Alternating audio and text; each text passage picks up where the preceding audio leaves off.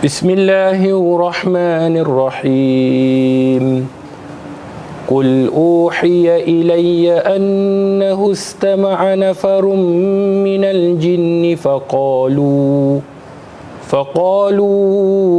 inna sami'na qur'anan ajaba yahdi ila ar-rusydi fa'amanna bih walan nusyrika birabbina ahada. Sadaqallahul azim. Firman Allah Subhanahu wa taala di dalam surah Al-Jin ayat yang pertama dan yang kedua, katakanlah wahai Muhammad, telah diwahyukan kepadaku bahawa sesungguhnya satu rombongan jin telah mendengar Al-Quran yang aku bacakan. Lalu mereka menyampaikan hal itu kepada kaumnya dengan berkata, sesungguhnya kami telah mendengar Al-Quran, sebuah kitab suci yang susunannya dan kandungannya sungguh menakjubkan, kitab yang memberi panduan ke jalan yang betul. Lalu kami beriman kepadanya dan kami tidak sesekali akan mempersekutukan sesungguhnya makhluk dengan Tuhan kami. Surah Al-Jin ayat 1 dan 2. Assalamualaikum warahmatullahi wabarakatuh. Sahabat-sahabat penonton yang dirahmati oleh Allah Subhanahu wa taala, bertemu lagi kita dalam tangisan mu'alaf. Satu tangisan kegembiraan, kesyukuran mendapat hidayah Allah Subhanahu wa taala. Semoga kisah-kisah yang kita bawakan bersama dengan mu'alaf, kisah-kisah para sahabat menjadi inspirasi, menjadi pegangan dalam kehidupan kita insya-Allah. Dan insya-Allah pada hari ini kita akan membincangkan satu tajuk Al-Quran sumber hidayah.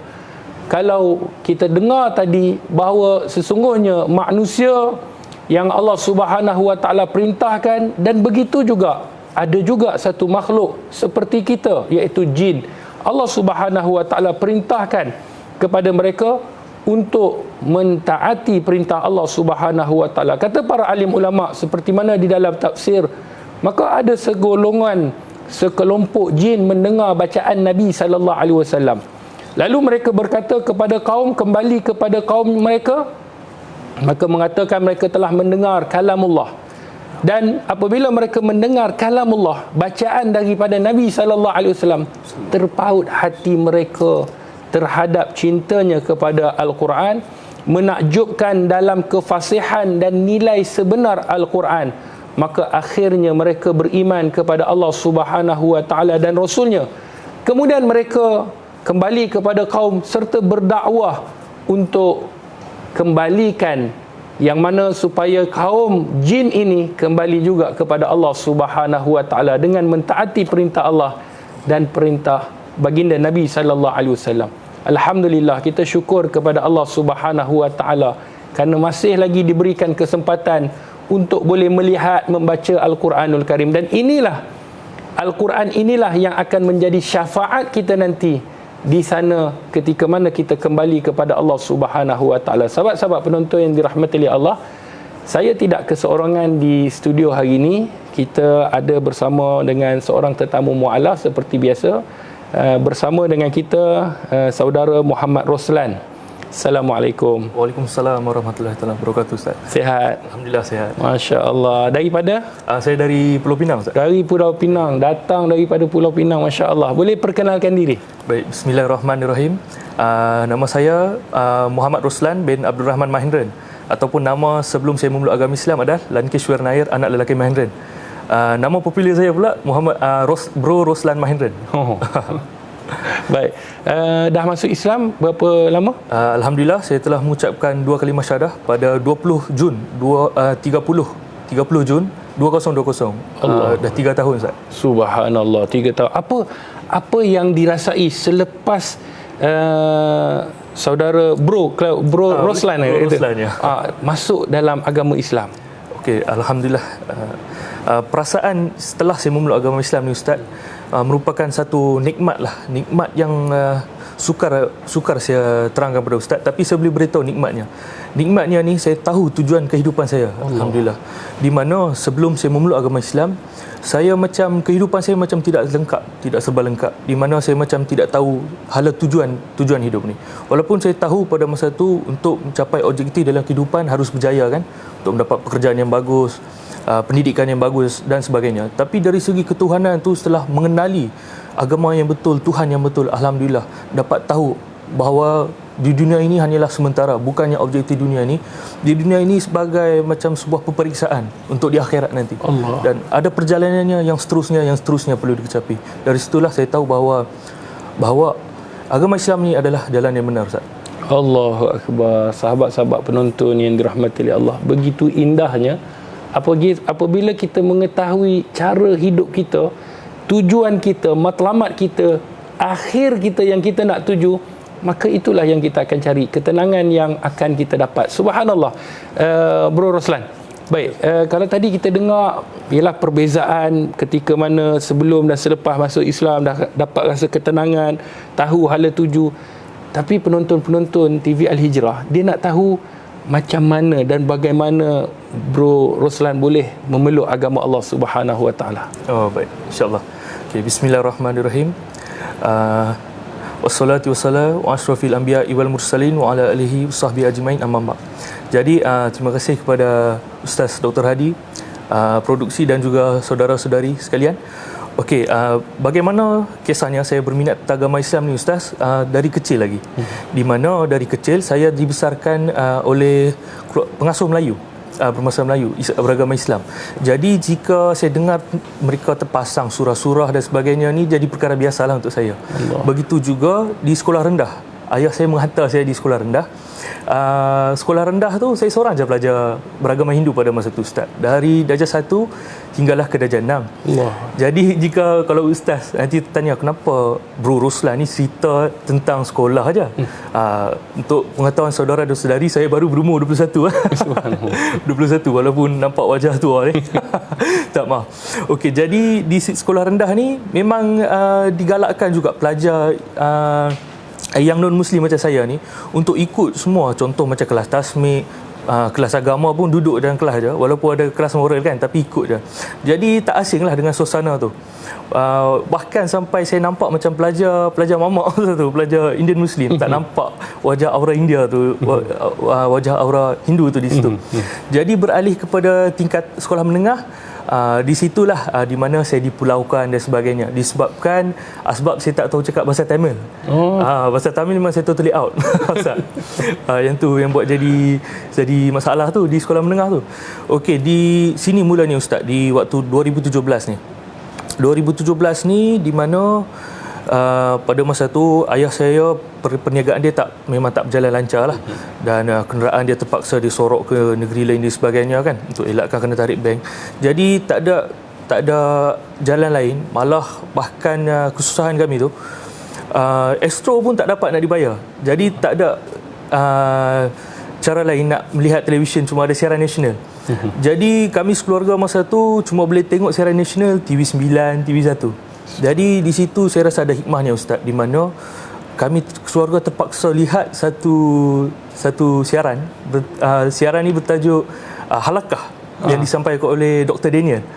Jadi situlah memang kami makan sebulat-bulatnya apa yang diutarakan oleh Dr. Daniel tentang agama Islam tu.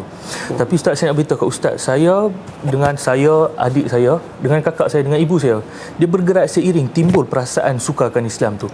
Disebabkan dari saya kecil ni dibesarkan dengan suasana Islam. Saya terang kat Ustaz, tepi rumah saya ada masjid.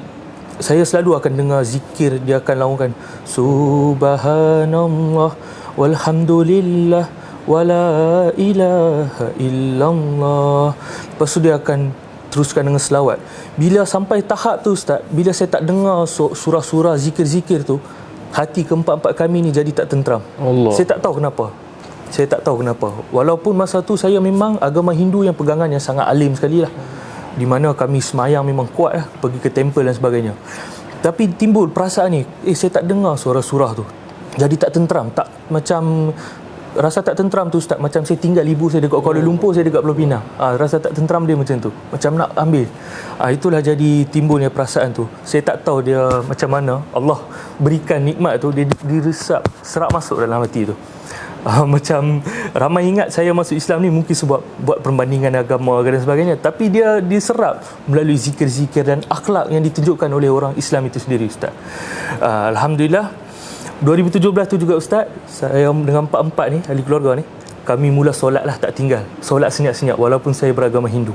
Allah. Ustaz bayangkan selama 17, 18, 2019 hingga 2020, 4 tahun ni saya solat senyap-senyap.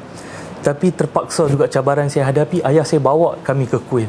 Allah. Di situ jadi situ agak kantoi sikit, di mana sami-sami yang selalu guidekan kami untuk semayang tu, dia perasan kenapa budak ni tak nak pakai turner ni satu foto lah di masjid, dan setiap kali dah habis semayang dengan dewa-dewi di situ, dia akan berikan satu air suci untuk saya minum dan usap ke kepala. Tapi saya tak buat sedemikian. Jadi dia memang tertanya-tanya kenapa, apa masalah dengan empat keluarga ni, dan kenapa dia orang tak nak sujud dengan dewa-dewi tu. Bukan je dah dapat menggoreskan hati Sami tu, tapi menggoreskan juga hati ayah saya, Ustaz. Memang ayah saya agak tak sukalah dengan akhlak kami tu.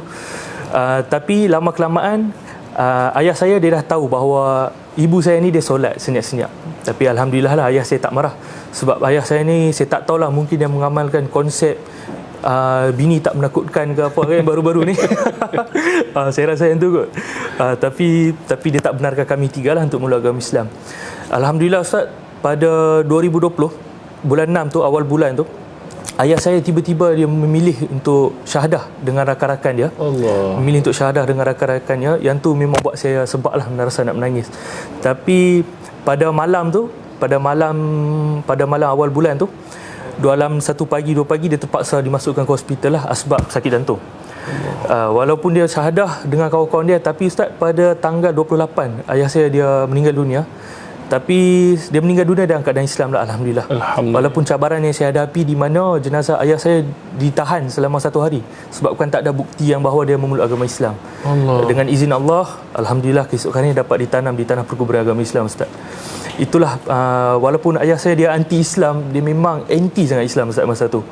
Dia kata, kalau saya mati, awak masuk Islam tak boleh tengok mayat saya. Allah. Dia kata kalau awak nak kahwin dengan agama Kristian, kahwin dengan agama Buddha, jangan kahwin dengan agama Islam, dia kata macam tu. Tapi itulah Allah macam mana dia kurniakan hidayah kepada dia. Last minute, Ustaz, dia terima. Subhanallah. Uish. Begitu, Ustaz. Saya tak boleh nak kata apa-apa. Allah Subhanahu wa taala berfirman, "Lau anzalna hadzal Qur'ana 'ala jabalin la ra'aitahu khashi'an mutasaddian min khasyatillah." Lau anzalna, kalau Al-Quran ini diturunkan di atas bukit bukau, gunung ganang, maka kamu akan lihat gunung ganang itu akan hancur berkecai. Kenapa? Kerana takut kepada Allah. Satu perkongsian yang sangat menarik, subhanallah, daripada sahabat kita Bro Roslan. Subhanallah, tak puas kita nak mendengar. Subhanallah, menakjubkan dan mengalirkan air mata atas hidayah Allah Subhanahu wa taala.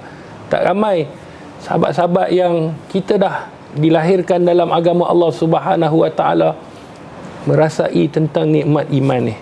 Tapi subhanallah, Allah pilih ahli keluarga Bro Roslan, ayahnya meninggal dalam tak berapa lama telah memeluk agama Allah. Maka mari kita ambil sama-sama ikhtibar dalam cerita ni. Semoga menjadi satu inspirasi, kekuatan mati kita dalam agama Allah. Bukan senang Allah nak berikan hidayah, tetapi akhirnya kalau kita tepis hidayah itu, kalau kita berpaling, maka kitalah orang yang paling rugi sekali.